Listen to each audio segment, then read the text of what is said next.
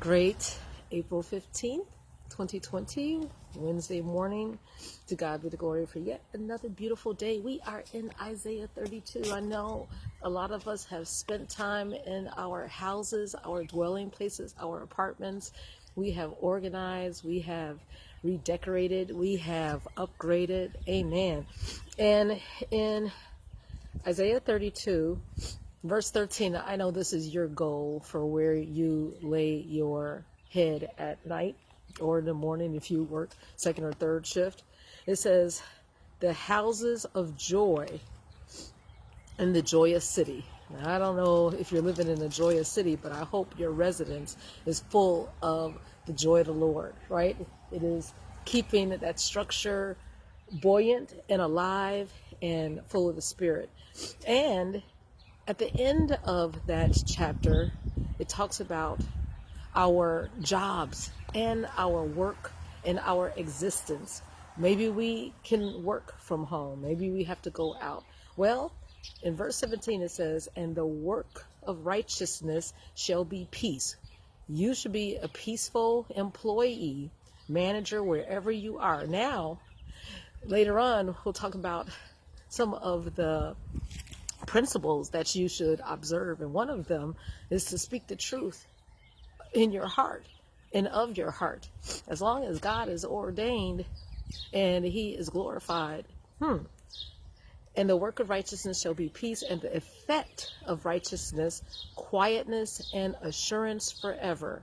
And the promise is, and my people shall dwell in a peaceable habitation. Amen. Wherever we are, it should be serenity and the presence of the Lord, and in sure dwellings, strong, and in quiet resting places. Amen.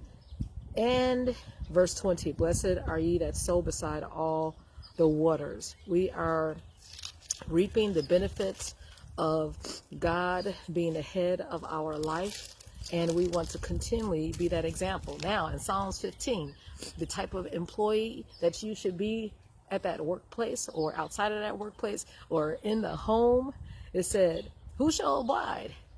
The psalmist David is asking, who shall live in the presence of the Lord in the holy hill? Or who shall abide in thy tabernacle in your presence? Verse 2, he or she that walketh uprightly, that means with integrity, not cheating, and worketh righteousness, right?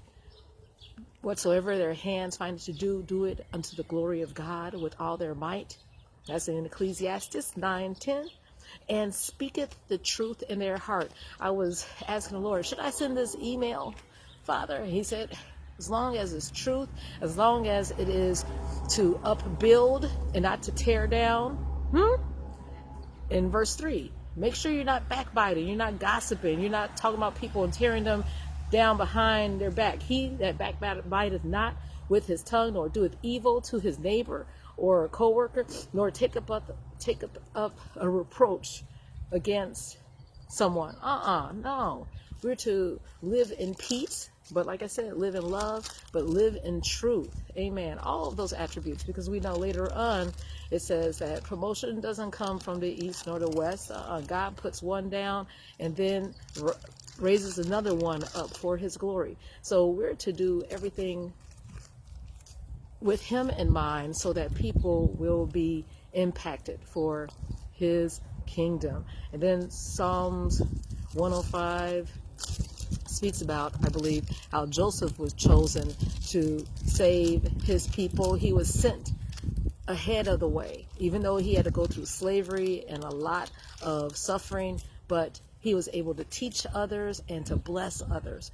And that was his job for a season. The Lord has a job for all of us to impact others while we have the chance. All right, well, look at those chapters, Psalms 15, 45, 75, and 105, and 135. Enjoy the presence of the Lord all day.